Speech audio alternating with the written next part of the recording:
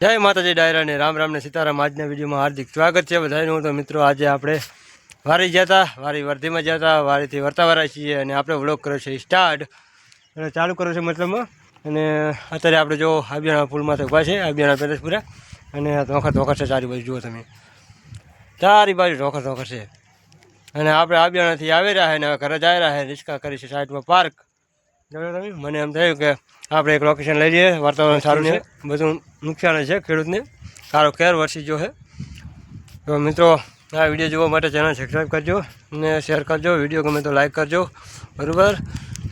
અને આપણે વારે જઈને આવ્યા છો, અત્યારમાં એક વારથી મારી આવ્યા અને સવારમાં જતા રાધનપુર, અને મને એમ થઈ ગયું વળતો તો મેં કીધું વ્લોગ ચાલુ કરી દઉં।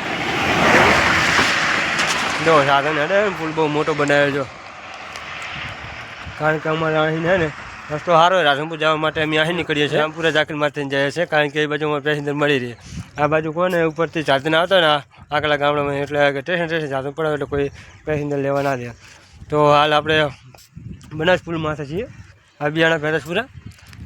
આમ જુઓ તમે, આ છે નદી બનાસ, પાણી જાય છે, અને આ બાજુ શેમાળામાં બધા મઠ વાટલ પડ્યા છે, કારણ કે ઝાકરના અને વરસાદના કારા ભમર થઈ જાય। અને હું તો કોને વરસાદ થાતા કરો ને એટલે ફાલે નહીં બેઠો, બગડી ગયો બધો મોર, હવે સારે બગડી ગયા આખી બધી કોને।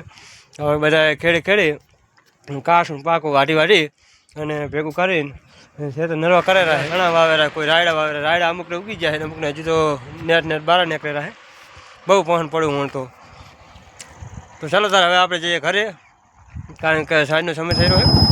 તો મિત્રો આપણે રવાના થઈ ગયા છે પુલિયાથી, અને આ છે આપણે રિક્ષાનું લુક જુઓ તમે, હજુ કાંઈ શો નથી કરાયો, એમનું સાદું હોય। આપણે રિક્ષા લાવ્યા હતા ને રિક્ષાને ટાઈમ થયો લગભગ 6 મહિના જેવું થયું હોય રિક્ષા લાવીને। આપણે 6 હપ્તા ભરાય, નવી ચક્રા છે, આપણે સાફ સફાઈ એકદમ ઓકે રાખીએ। તો ચાલો તારે ફરી નવા વિડીયો મળશું, ત્યાં સુધી બધાને જય માતાજી।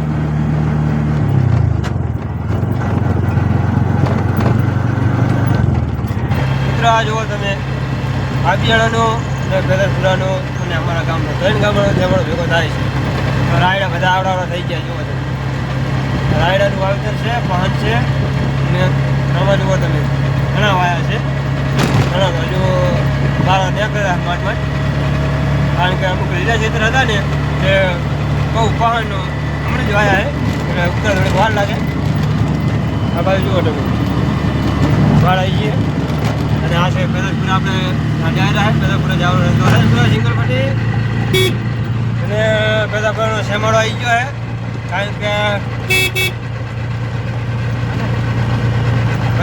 પેલાપુરાનો શેમાળો હવે વાયો છે। ઘણા જીરું બહુ થાય છે ચાવું, કારણ કે બધું ચાવું વાયું જુઓ તમે, અને હજુ ઉતેરું હોય બહાર નીકળ્યું હોય।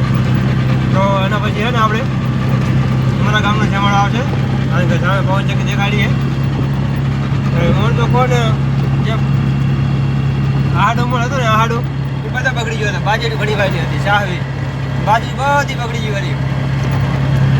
આ બાજુ જો ધોઈડ વાયડી છે, ધોઈડ અમારે જબર થાય, જો ધોઈડ વાયડી છે, અને આમાં અડદ વાયડા હતા જો તમે, ખેતરમાં અડદ વાયડા હતા ને લીલા વાડી અને ઘણા વાયડા। જે આ રોડ છે ને અહીંથી આ સાઈડ છે ને પેલાપુરાનો શેમાળો છે, અને જે આ સાઈડ છે ને જમણી સાઈડ ત્યાં અમારા ગામનો શેમાળો ચાલુ થઈ જાય છે।